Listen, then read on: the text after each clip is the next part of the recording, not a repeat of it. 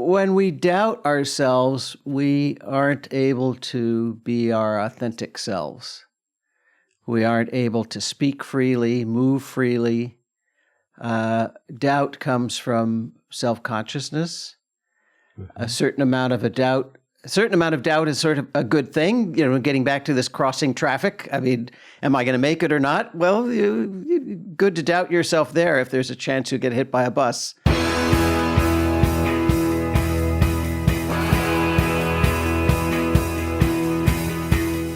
Welcome to The One You Feed.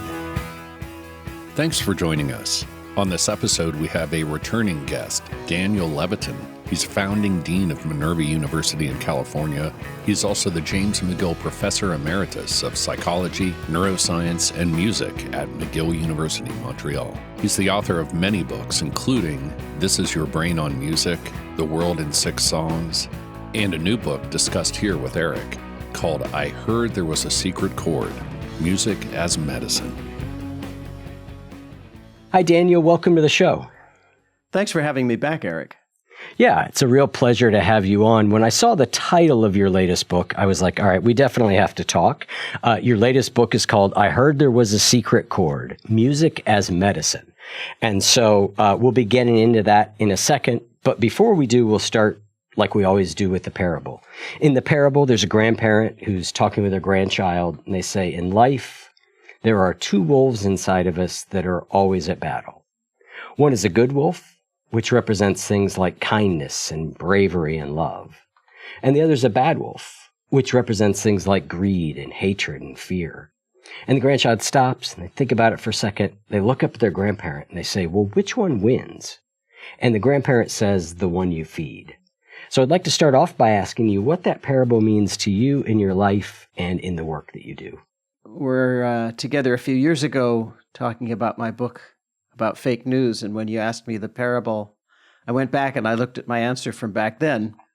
And it's interesting because in a different context, I have different thoughts, which is, I think, as it should be.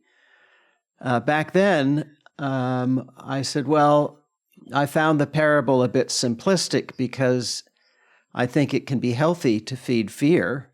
There are things you should be afraid of, like crossing a freeway when there's traffic coming in both directions. That's a good thing to fear. And people who are fearless often end up dead. And for no reason other than that they didn't have even a modicum of self-restraint. And at the time, I also said that I thought that although I think it's important to be able to hate things that are wrong, to hate injustice, to hate inequality, to hate people who are haters. There was an old Get Smart routine. Mel Brooks and Buck Henry had written this TV show from the 60s. And Maxwell Smart, who's our inept hero and secret agent, encounters a psychiatrist who started a group with the acronym HATE, and I forget what the HATE stand for, but effectively they are trying to stamp out hate groups. And the guy says, we hate hate it. So now where I'm more in a musical, artistic headspace, we are in a more polarized time. I do think that it's important to see the glass half full. And so naturally, I want to feed in my own life that part of my nature that embraces things like kindness, bravery in the face of challenges, being able to stand up against injustice. It takes some bravery, especially now. Mm-hmm. And of course, love. I think those are unimpeachable goals. But you don't want to love things that are bad. You don't want to love murder and pillaging, and so I still find it a simplistic parable, but a valuable one because, look, we've been talking about it for 3 minutes here. There's a lot to unpack there. Yeah. Yeah. I try to approach every day with kindness and with love. I try to reserve fear and hate for when they are called for. And greed I have no use for. That I think in my own life or anybody else's life, that I don't think that, I don't want to feed that one. Yeah. Yeah. Well, I'm impressed that you went back and listened to what you said before. That's more than a lot of people do. Let's turn now towards your book. Well, that was the love. That was the love. That was the love. Yeah. The totally. love of your show, the love of the ideas that you're bringing. And thank you. I wanted to start with a line that you said that really just caught my eye very early on. And you say, art, science, and medicine trade in doubt, and in its remedy, improvisation. Talk to me about how improvisation is a remedy for doubt. Yeah. When we doubt ourselves, we aren't able to be our authentic selves. We aren't able to speak freely, move freely. Doubt comes from self-consciousness. Mm-hmm. A certain amount of doubt is sort of a good thing. Getting back to this crossing traffic. I mean, am I going to make it or not? Well, good to doubt yourself there if there's a chance you get hit by a bus. But when it comes to art, doubt is the enemy of creativity. It's that, and we've done brain studies on this. Most famously, my colleague Charles Lim found that when master improvisers are trying to come up with something new musically, they don't engage a part of the brain that's not normally engaged. You might think, oh, well, there's this improvisation module in the brain, and improvisation's really hard, and it requires a lot of resources, so they got to tap into that. No, sir. They had to shut down the little school marm in the brain wagging the finger and saying, "You're no good. Who told you to play that note? That sounds terrible. Who do you think you are?" So improvisation and creativity, I think, only flourish when we trust ourselves. Now, you can go back later with the power of editing, and you can say, well, that idea wasn't so great. I'm not going to keep that one.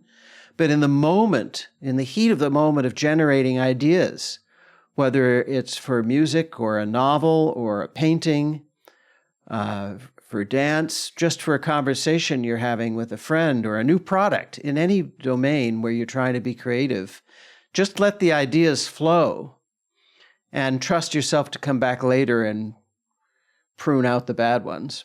So let's talk about healing and music. You said it's a recent feature of Western society that we've separated healing and music, and that they have traditionally gone together. Say a little bit more about that. Well, from what we know, for tens of thousands of years, music was a staple in the healing arts. It was used for everything from treating injuries and wounds to depression and sleep disturbances, and you think of ancient drumming and drumming circles and shaman and faith healers. Music was almost always a part of those indigenous people's traditions. And then it kind of fell away with the Age of Enlightenment and rationality because we didn't have an evidence base for it. And we're just coming back around now. In modern times, starting in World War II, the Army sent music therapists into VA hospitals. And around the year 2000, my lab and others started doing brain imaging studies that showed what was going on in the brain when people listened to music or performed and used it not just for healing, but just for pleasure. And it was through that kind of biological inquiry and discovery that we were able to make the foundation of an evidence base. This is what's happening. This is why it works. This is how it works. And it's amenable to scientific inquiry. One of the things that you mention in the book that you talk about that scientists like you believe is part of the benefit of music is that it brings lots of different networks of the brain together at the same time. It's not working only on, say, a section of the brain. It actually brings whole networks togetger. Yeah, that's really, you've said it better than I do. I don't actually have that phrase in the book, but I like that. I'm going to steal that.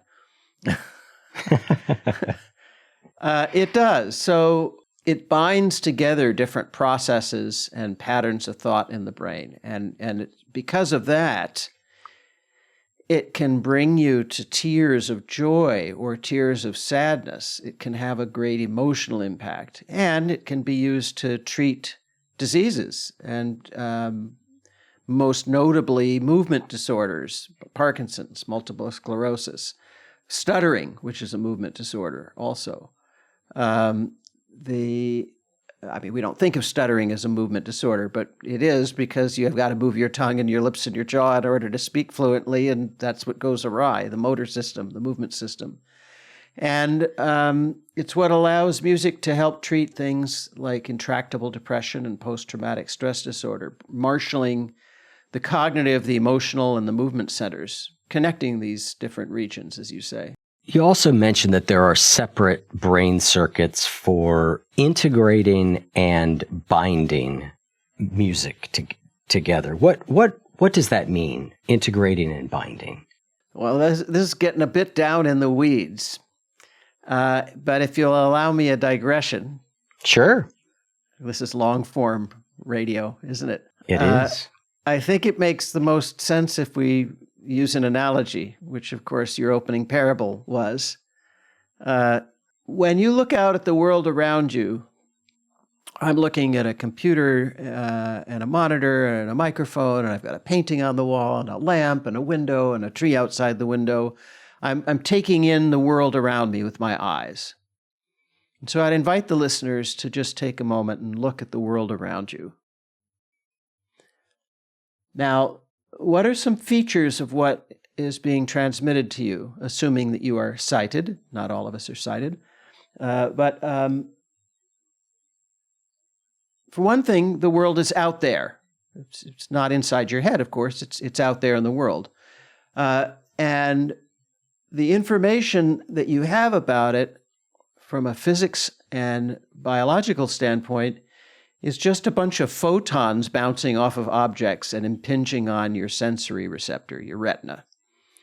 And from that, your retina has to pull together these perceptions. Now, the retina is not a camera.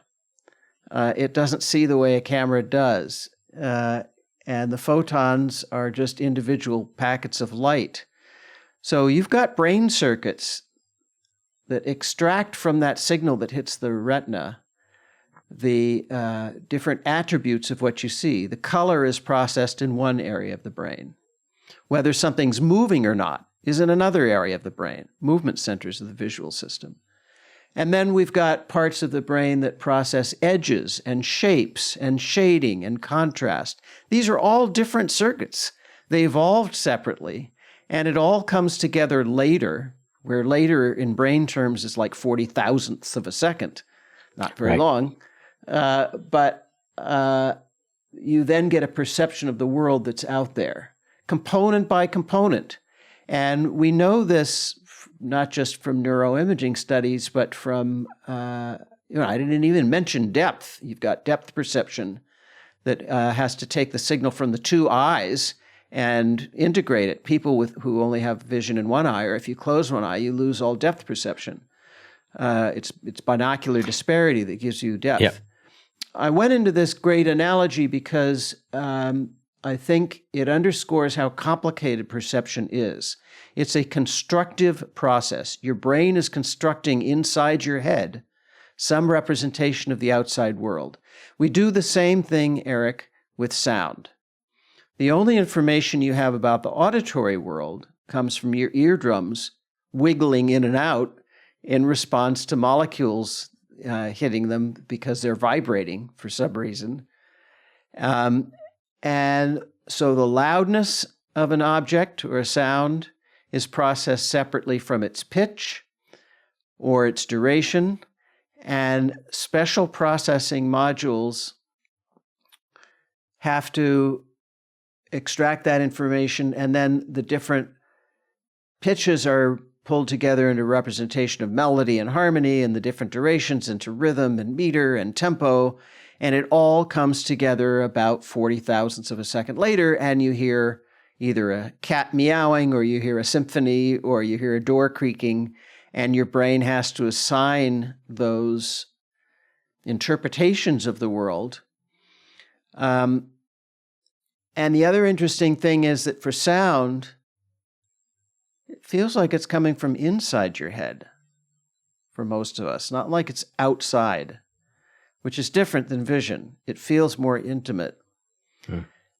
Now, we've seen patients who have disruptions in these systems. There are people with various visual disorders who can see the color of an object, but not where it is. You put an apple in front of them and a banana, and let's say, well, I see something red and I see something yellow, but I don't know where they are. Or vice versa. They see disembodied color, and they see that there's a banana and apple, but they don't know which is which color, because there are red bananas and there are yellow apples. So, I mean, it's very confusing for them. And we see people with auditory disorders where they can track the rhythm of something, but not the melody. Of course, most of them become drummers. Just kidding. A music joke. Just kidding, drummers. Yeah. But yeah, you see where this is going. Yeah. If you're a drummer listening to this show, ignore Daniel and call me, because I'm in need of a good drummer. So just it's a public service announcement. The reason I wanted to go into those weeds is because of how miraculous that is. That it's doing those things in multiple different parts of the brain, and then it's bringing them all together almost instantaneously into what seems to be a unified whole thing. Now, as we listen to music, we can tweeze it apart. We can go the opposite direction, right? I can say, oh, let me pay attention to what's happening rhythmically. Let me pay attention to what's happening melody or harmony wise. So we can deconstruct, but that's not how it appears to us initially.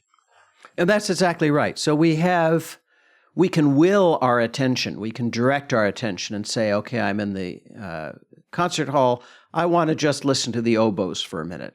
And if you know what an oboe sounds like, and the oboes are playing at that moment, you can do that. It might be harder if you're not experienced to pick out the first violins from the second, but you can do that. And when you're at an outdoor concert listening to Fish or the Grateful Dead, you can decide to ignore the planes flying overhead and the birds chirping. And, we call this selective attention. You can direct your attention. And similarly, you can say, and we musicians do this. Pardon me. We musicians do this. We'll listen just to the chord progression, or just to the lyrics, or just to the little filigrees the vocalist putting in his or her performance. And this also answers a long, famous koan. You answered a famous koan, Zen koan in your book, which is, if a tree falls in the forest and no one is there to hear it, does it make a sound? And the answer, you have informed us, is that no, it does not. And I suppose this is a rather pedantic point, but to me, and to neurobiologists, sound is a mental construct. The physics of the world is that there are molecules being disturbed. That tree falls, and it's going to displace molecules that will then be flying out from the source of the fall. And if they don't hit an eardrum, all they are is a molecular disturbance. You can register them on a meter or an instrument of some sort, but like I say, it's a pedantic, semantic, definitional point that sound is something that is heard by and interpreted by some sort of organism. So if there's a squirrel there that jumps out of the way, I would say the squirrel heard the sound. Yep. No squirrel, no bird, no human, no organism, no sound. Right. And it is, we could say it's a pedantic point, but it also talks about something that I think is really important in general, which is the fact that what's happening in here in our brains that seems so real, and it is on one hand, but on the other hand, it is constructed, right? It is constructed by the brain. We are going from moving molecules, vibrating, to what we hear as sound. And the brain is filling in that, everything after that piece. And I think that's fascinating to know. And it shines a light, I think, on how so many aspects of the brain work. Perception is a constructive process. That is what we teach, and it's what we believe. The reality that you hold in your head, your mental model of the world, visual, auditory, smells, tastes, touch, they are constructed by your brain. And the reason it's important to understand that is because I like the word you use, filling in. The information stream that we get is often degraded or incomplete. You're blinking several times a minute, many times a minute, and so you're missing some information. You're not getting every piece of audio information. And so our brains are giant pattern detectors whose job is to fill in missing information and make inferences. And we often make the wrong inference, which is why you might misunderstand a conversation. I don't mean that you misunderstand the person's intent. You hear a different word than they said because part of it was obscured and you're filling it in wrong. Or I think we've all had the experience, you're reading something and you go by a word and by the end of the sentence didn't make sense. And so you go back and I misread that word. Well, what does that mean? It meant you blinked over it, your eyes were moving too fast, and your brain filled in the wrong thing. And that happens all the time. It happens to us hundreds of times a day, that your brain is filling in the wrong thing. Most of the time it's inconsequential, so you don't notice.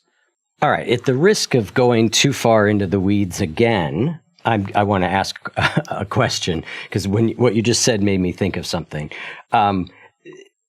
And I'm way out of my pay grade here, so I'll be clear. But lots of neuroscientists talk about our brains as prediction machines, that they are predicting what they are going to receive. And if the sort of top-down signal of what my brain predicts it's going to get, and the bottom-up signal of what is actually being sent to me, if those match, right, everything's fine, and we go on.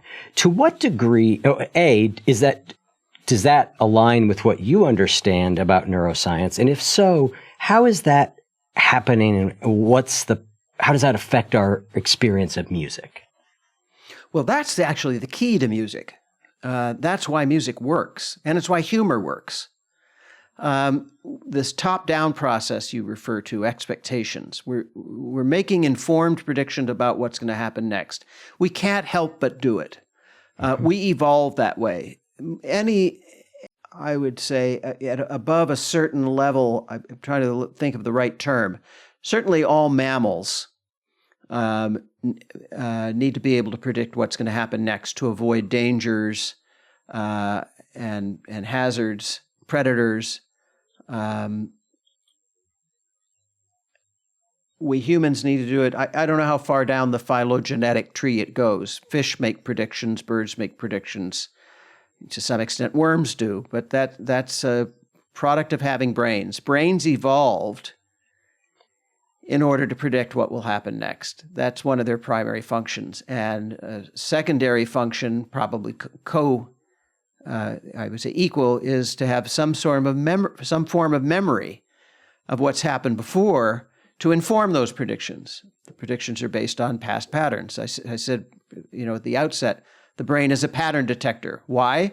Well, it needs to know and understand patterns in order to predict the future, which is an adaptive thing. It allows you to get out of the way of something coming towards you, or to know that this food isn't going to poison you, and to know that if you drink, you won't be dehydrated, all of that. I mean, drink water, not things like alcohol, which dehydrate you. But the beauty of music within all of this is that whether you know it or not, and whether you're a musician or not, your brain's trying to figure out what's going to come next in the music. And when those top-down expectations are rewarded, when you're correct, that helps you to follow along with the music and get more engaged and immersed in it. If every single one of your predictions were met, you'd find the piece boring. The piece has to surprise you to capture your attention. We only learn something when our expectations are violated. And learning is exciting to us as a species. We are a learning species. Mm-hmm. And so when the composer and the performers of a piece can surprise you just enough of the time to hold your interest, that's when the magic happens. The music can't be all surprise, or you have no foothold. You have no idea what's going on. And I think of Schoenberg's 12-tone music, which is, effectively random sequences. At a certain point, you have no idea what's going on, and it becomes unappealing. But then on the other extreme, you have things like Baby Shark, Baby Shark, just there's no surprise there, and it becomes annoying. Finding that perfect balance is tough, and it's not the same for everybody. Right. But when composers hit it for you, that's, as I say, that's when the magic happens. Right. Yeah, I think that there's certainly some element of some of us preferring more familiarity versus more surprise, depending on what you like to listen to. But the BBC has this show called Desert Island Discs. It's been one of the longest running shows. I think it's been going since the 40s. Really? It's really extraordinary. And, people come on, they say, oh, well, you're going to Desert Island, you get to choose 8 pieces of music. And my friend Dan Gilbert and I were talking about this. Dan Gilbert's an immensely talented and fun psychologist who studies happiness. And he's the happiest person I know. And he was saying, everybody answers the question wrong on that show. Because what they do is, they'll have people on, they'll have actors and statesmen and musicians and writers, and, they'll talk about pieces that were formative in their development or pieces that are their favorites. But if you think about it, if you're stuck on a desert island disc for the rest of your life and you only have 8 pieces, you're going to rapidly grow tired of Bebopalula or,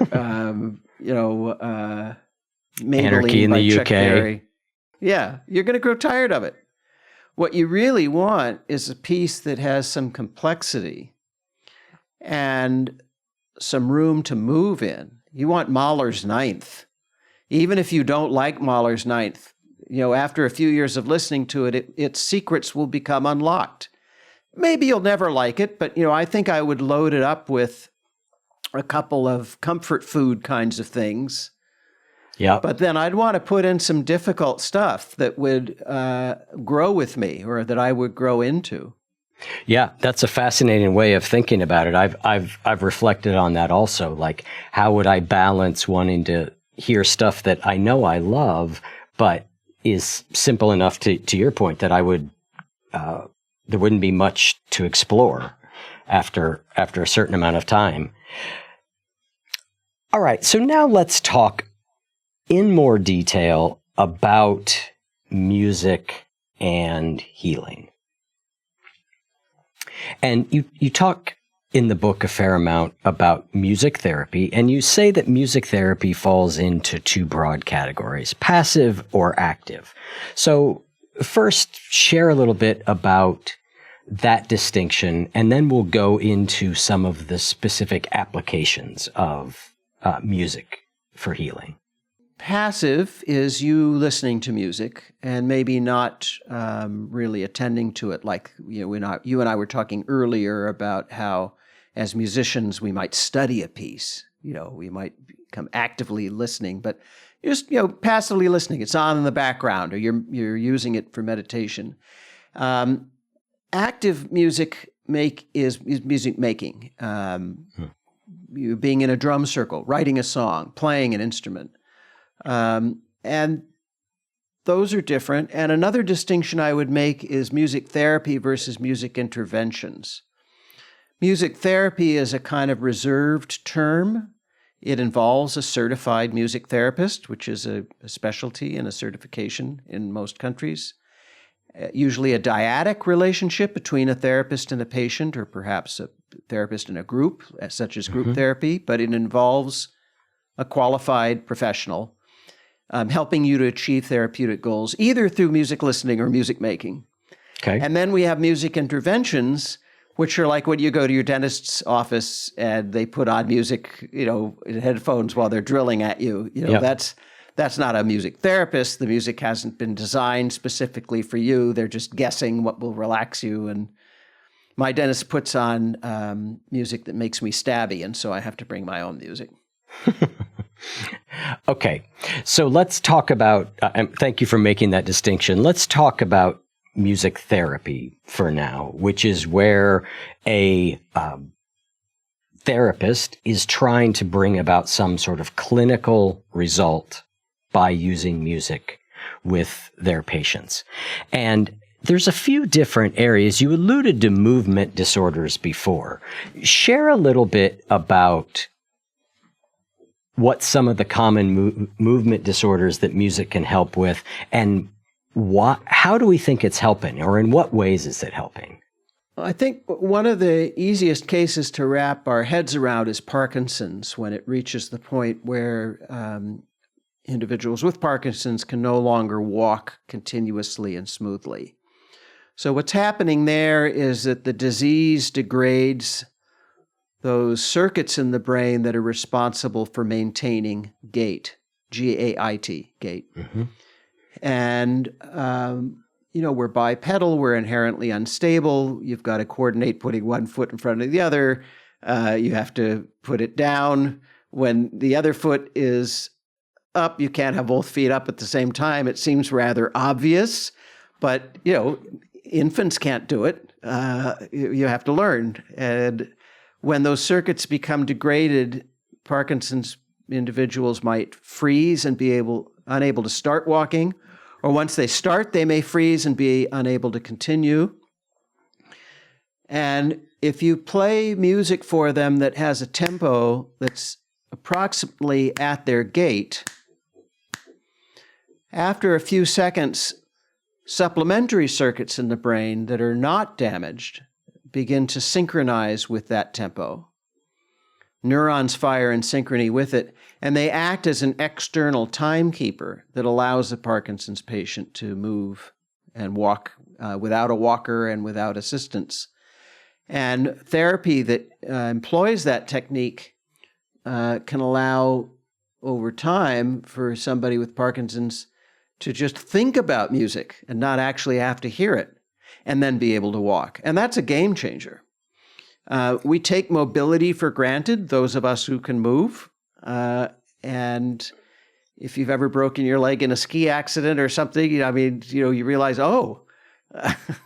mobility is pretty great. And right. When you lose it, it leads to a lot of quality of life complications. And so, music in Parkinson's is a big deal. Does this just work in certain cases? Like are there any variables about, who this works for and who it doesn't? Well, it doesn't work for everybody with Parkinson's, but it does work for most people that we've seen. I mean, it wouldn't work if you were hearing impaired, obviously. Yeah. Although it might work if we could put a vibrotactile vest on you that gave you the beat. Yeah. That hasn't been explored, but it's worth exploring.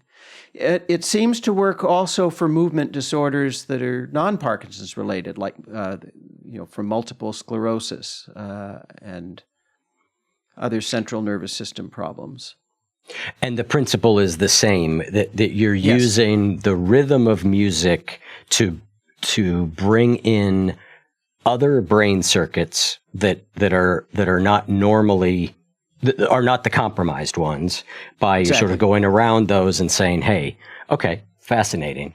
All right. So now the next, which one is fascinating to me, partially because I lost a father about a year and a half ago, and my partner's mother passed about 2 years ago, both of them from dementia. So some of this research and how music is helping dementia and Alzheimer's patients is really fascinating. Tell us about some of it. There's two parts to the story. One is, I think the more well-known case is that people with advanced memory impairment may no longer recognize their loved ones. Sometimes they don't even recognize themselves in a mirror, and they'll start trying to have a conversation with the mirror image. They don't recognize where they are. And this can, of course, lead to profound disorientation. Mm-hmm. And with that comes typically one of two responses. Patients either become very violent and angry mm-hmm. because nothing makes sense, and then they need to be sedated. Yep. Or they fold in on themselves and become somewhat catatonic. The world is not making sense, and they don't know who they are, and it's just very disturbing for them and for anybody who cares about them. But memory works on a first in, last out basis. In other words, that's a term from computer science, mm-hmm. From the old days when we would load up tapes and hard drives with data. But the idea is that the memories that are formed earliest in life are the last ones to go. They're more resilient to decay and disease and injury. Mm-hmm. And so if we play dementia patients music from their youth, typically from, say, the ages of 10 to 16, they recognize it, they can sing along, and it allows them to reconnect with a piece of themselves they had lost. And the effects can last for weeks, just playing them that music of their youth. And it leads to great improvement in quality of life. They can engage again in conversation often, mood change, and that's a very powerful demonstration of music's effect. I alluded to two parts to the story of mm-hmm. dementia. The other is that if you play a musical instrument or sing, if you're a musician, even an amateur musician, that ability is often resistant to the disease. And we've seen lots of now with, there on Instagram and YouTube, there are a lot of cases of elderly individuals who don't know what's going on, but they can still play pieces on the piano they learned when they were 20, or that they learned recently. It's never too late to learn an instrument. 60, 70, and 80-year-olds can learn an instrument, and it's neuroprotective to do so. And it doesn't mean that you won't get Alzheimer's, but it means you'll still have a way of connecting with the world if you do. Mm. Right. You mention performers like Glenn Campbell and Tony Bennett, who were still able to perform with Alzheimer's because the music part of their brain appeared to be, to some degree, unaffected. That's exactly right. Yeah, these are very well practiced circuits, and the other aspect of music is that it carries along with it the seeds of its own instructions and its own structure. So once you get started in a song, songs tend to be repetitive in some way. So it kind of carries you along. Yeah. Elsewhere in the book, you talk about how remarkable our memory for music is. And it really is striking. Like, I do not have a good memory in general, a particularly episodic memory of things that happened, at different points in my life. But put on a song that I listened to when I was 8, and I know every word. I know where I know everything. And you even point out, like, that someone will, even non-musicians will pick up very sensitive differences, like that something's just a little bit off. It's amazing that that somehow memory encodes itself, at least it seems like for a lot of us, in a far stickier way. Music is sticky because in cognitive science terms, it's a highly structured stimulus, meaning that by structured, I mean it's organized. It's organized in multiple ways that allow you to fill in missing pieces if you forget them. So we've all learned to count. And so if I go 1, 2, 3, 4, 5, 6, 7, 9, 10, you know which number I left out because it's so overlearned. It just seems silly to you that you wouldn't know that 8 is the number I left out. Music, there's only 12 notes. We've learned the scale. Ba da da da da da da da. Yep. It's the only thing that could. Yeah, we know that. Right. And we know that if a melody is going ba da da da da da da da da da da da, we know there's a pattern there. Even if we're not musicians, we recognize that it's structured. The melody, the rhythm, the choices of notes and durations are all very highly stereotypical. So our memory is keeping track not just of the particular memory, but of the schema, that is the overall pattern of things. And that makes it resistant to decay and loss. That's really interesting that it is because it is so structured. Do you think any of it also has to do with the fact that it is bringing multiple networks of the brain together, that you've got rhythm in one area, pitch in another area? Yeah, I think it's that. And so the way memory works is it's really not stored in any one place. It's stored in a distributed network. And so it's likely that there's not I mean, we don't know this for sure, but when we have patients on the operating table for brain surgery, they're typically awake during brain surgery. And the reason is that if something needs to be repaired, the surgeon wants to be careful not to cut something or cauterize something that's an essential function. And so they'll be applying a small electrical charge to different areas of the brain and see what happens. This is typical with epilepsy, where they have to cut out a focal point. They don't want to remove your speech center or music center. And we've seen that if you apply a small electrical current to part of the temporal lobe, somebody will say, oh, well, that's a song.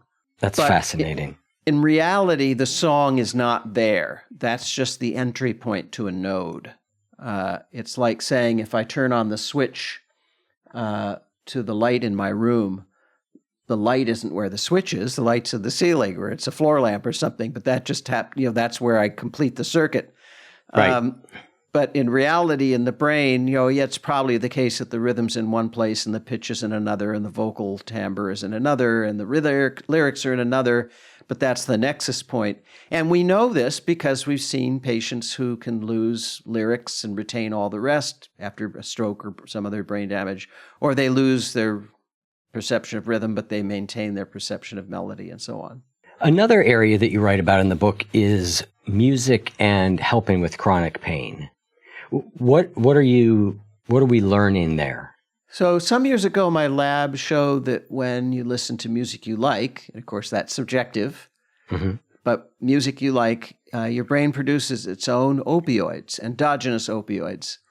And Francis Collins was just on the Colbert Show, the Late Show with Stephen Colbert, talking about this study.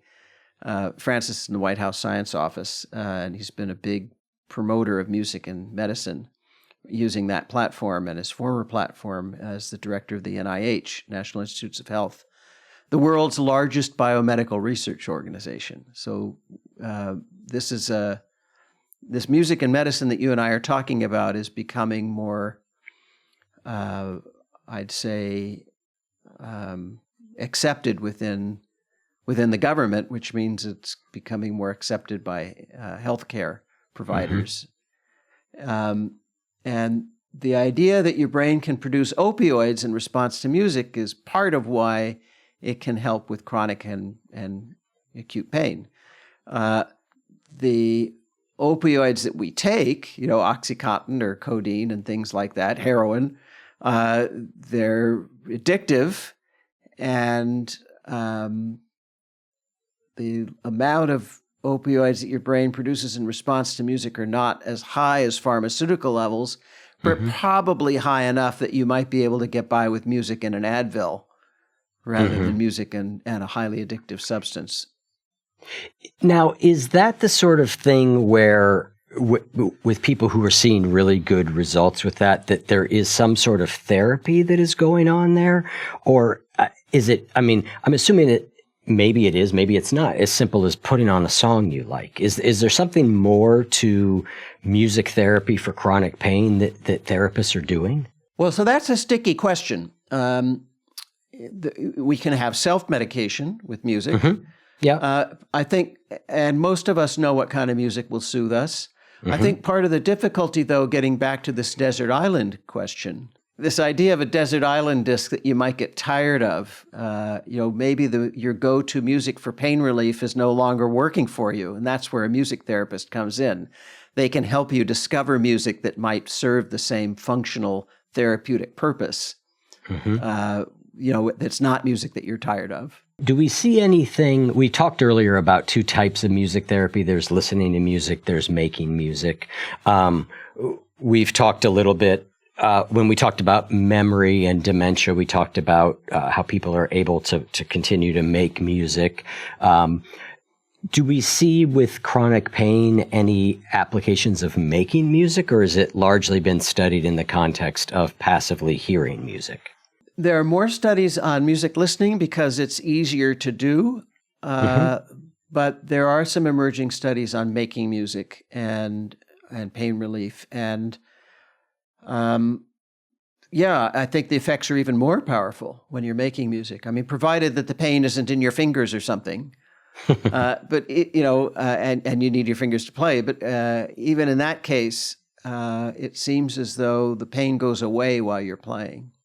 So if we want to maybe tie up this music therapy part of the conversation for someone, how widespread is music therapy as something that people can find therapists to do? Is this most people in a major city could find musical therapists, where are health insurance companies with all this? Like how does this translate to, from what you're seeing in the science to individuals who are trying to perhaps get help with any of these conditions we've talked about? The AMTA, the American Music Therapy Association, musictherapy.org, has a website. You can find certified music therapists there. Increasingly, in the coming years, I think we'll find that music therapy is available in clinics and hospitals. But I would start there, the AMTA, and there are, if you're in a city like Miami or Boston or Los Angeles or cities where there are music therapy university programs, there are students who are going to be doing internships. But I'd start with musictherapy.org. Great. That's a wonderful. And there are thousands of music therapists. Another thing, changing direction slightly, but staying with music, you say that many people list unwanted music in public spaces as a chief annoyance of modern life, and that the EPA has amended the Clean Air Act to include unwanted music under noise pollution. What does that mean? I can do a citizen's arrest on somebody who's playing music too loud on the subway? Does that give me the authority to do that? I suppose, but getting back to the wolf, I would be fearful. Yes. If they're playing a tuba, they might hit you over the head with it. Yes, it is amazing how frustrating the sound everywhere sometimes can be. I want to talk about... on that point, I think the thing we find most annoying is loud subwoofing sounds from a car where somebody's playing typically hip hop, although not always that, but it's the subwoofer that whether you can actually see the car bouncing up and down because the bass is so loud. And the annoying thing about bass from an acoustics perspective is that the bass signals travel much farther than the high frequencies. Low frequency waves are themselves many feet long. And so those traveling waves can travel greater distances, which is why whales, who have very low voices, as it were, sounds, can make their cries and their whale song heard for over 1,000 miles. That low pitch can travel.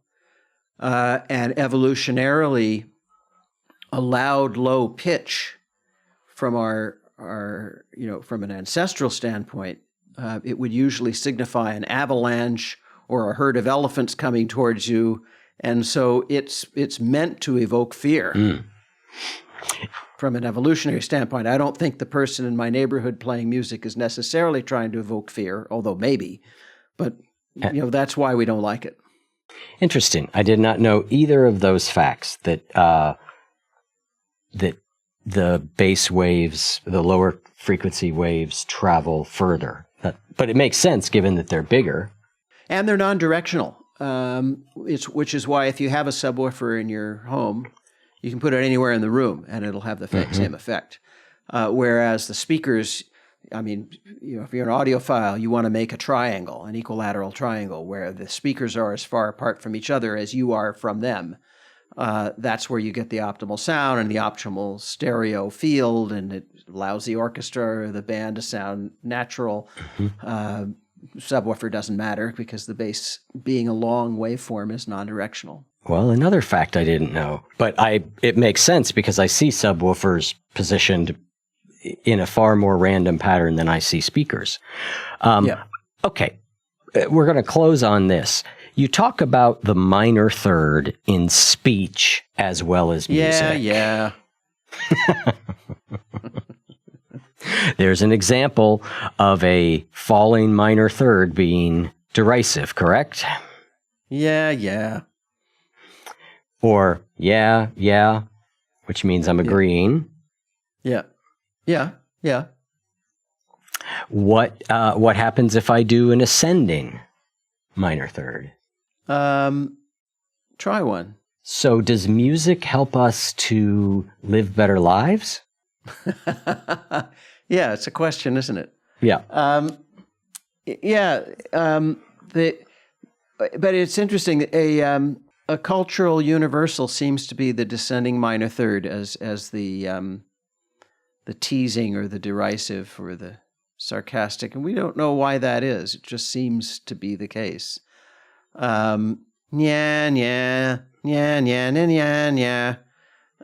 Is a cultural universal. You hear it from kids in every culture we know of. So it's just a funny thing. I don't know why that is. I don't think anybody does. It's true. Yeah, it's fascinating that the minor third is in those, that we when we hear it, we know what it means. Yeah, exactly. And prosody is the term linguists use to refer to the melody of a language. And in every other respect, languages differ greatly on prosodic meaning. So in English, if we want to make a statement, we usually have the pitch of the sentence fall down towards the end, like I just did there. And if we want to ask a question, as you did, we would have the pitch go up. So is this a question? Is this a rhetorical question? The pitch goes up, which is why for a certain generation of people younger than you and I who use so-called upspeak, they sound unsure of themselves. It sounds as though they're questioning rather than stating. And I fight this all the time with my students. They'll come in, undergraduates typically, although I've seen it in colleagues now because it's a generational thing. They'll say, and I'm not exaggerating. So I did this experiment, And we had these variables, and I played music for people, and it sounds like they're asking me a question with each of them. And it undermines their authority. And I don't know where that comes from, other than that I think they were raised to be non-confrontational, and asking a question sounds non-confrontational. Are we going to the movies? You want to have dinner at the Thai place? That's not asserting yourself. Let's have dinner at the Thai place. Well, I don't want to eat Thai. I do. Do I want to eat Thai? I mean, it's just, but, there are certain things that need to be factual and need to be asserted, and the upspeak kind of confuses all of that for me and my generation. Yes, I agree. It is curious to wonder why that becomes as pervasive as it does. I guess it's just speech, tics that we all have. I have about 100 of them, as my editor, Chris, would tell you. He just manages to get most of them out of the interviews. Yeah, we all do. But getting back to the point I meant to make, but I digressed there, is that different cultures use prosody in different ways. And so one of the reasons why it's hard for us to learn a foreign language isn't simply learning the vocabulary, but learning the melodic intonation of that language in a way that is authentic to the language and the way other speakers of it use it. That can be très difficile en français, very difficult in French, and even more difficult in Chinese or Thai. Yeah, well, as I mentioned earlier to you before we start, I'm in Portugal as we record this, and yes, Portuguese is another. It's challenging, the rhythms and the speech. Yeah, you can get the words out, but you're going to sound like a foreigner, and you might be misunderstood even though you got the words right, because the rhythm and the melody were off. Yep. Okay, so we are about out of time here, and so two things. I'd like you to leave us with one thought about music and healing that we haven't talked about that might be interesting to someone or helpful, and then also share a little bit about your audiobook, because it has some special things that you would expect in a book about music. Well, so you'd like me to generate one thing that I want people to know about music? Yeah. One helpful thing or interesting thing, or what did I miss? Well, I don't think you missed anything, but I appreciate that. You are a good researcher. One thing that I would just like to emphasize is that playing an instrument is really neuroprotective and healthful, and it doesn't matter whether you're good at it or not. It disappoints me always to hear people say, oh, well, I can't sing or I can't play a musical instrument. I mean, it's funny, I grew up where there were pickup basketball games every afternoon in my neighborhood, and I never heard a kid say, oh, well, I'm no Wilt Chamberlain, so I'm not going to play with you guys. You play basketball because it's fun, and it doesn't matter whether you're good or not. I mean, it's fun. And I've never heard anybody say at a dinner party, I'm no Martin Luther King, I'm no Edward R. Murrow, so I'm not going to talk. I'm not an orator, but we say it about music. I'm no Ella Fitzgerald, I'm not going to sing. I'm no Keith Jarrett, so I'm not going to even touch the piano. It's really sad to me. Music, it's not a competition. Yeah, I mean, I do not come by a lot of talent musically by nature. I have just persevered over the years, and it's one of the things that I am most grateful to my younger self for having done, because it is such a gift to be able to play, even at whatever level I'm able to play. It's just, I'm so glad I know how to do it. Yeah.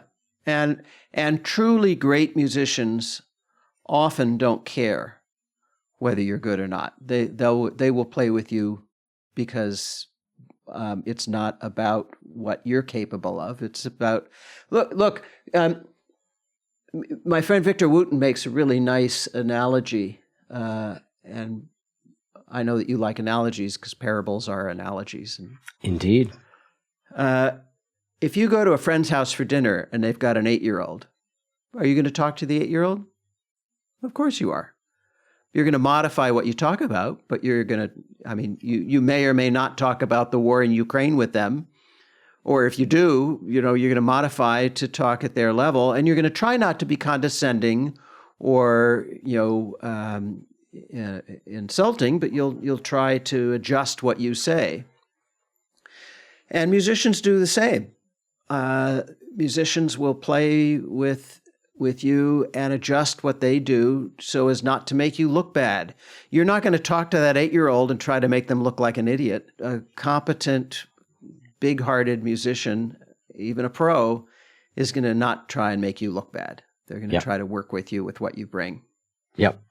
I've been fortunate to be around a bunch of very good, very kind-hearted musicians that you've described who played with me from the very beginning, and it's part of why I stuck with it. Okay, tell us about your... And it go lifts you up. It lifts you up, right? Yes. Yeah. 100%. Yeah, All right. I've been a great beneficiary of that. Yeah. Okay, your book. The audiobook. The audiobook. I read the audiobook. I include some musical examples there that I play on the piano or the guitar.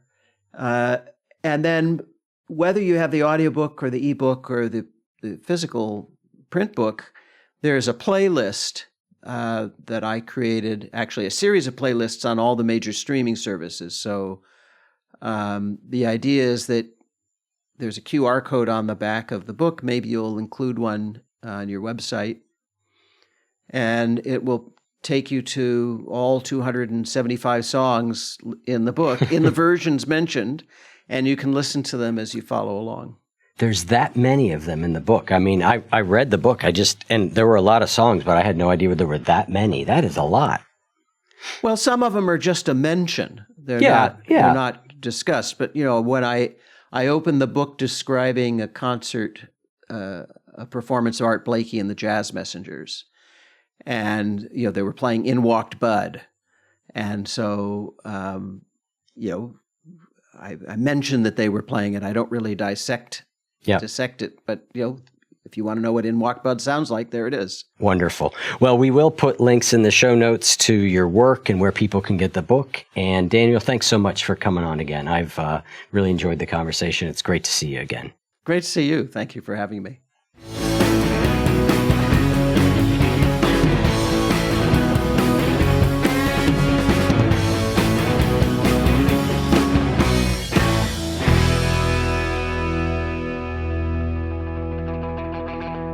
If what you just heard was helpful to you, please consider making a monthly donation to support the One You Feed podcast. When you join our membership community with this monthly pledge, you get lots of exclusive members-only benefits. It's our way of saying thank you for your support. Now, we are so grateful for the members of our community. We wouldn't be able to do what we do without their support, and we don't take a single dollar for granted. To learn more, make a donation at any level, and become a member of the One You Feed community, go to oneyoufeed.net/join. The One You Feed podcast would like to sincerely thank our sponsors for supporting the show.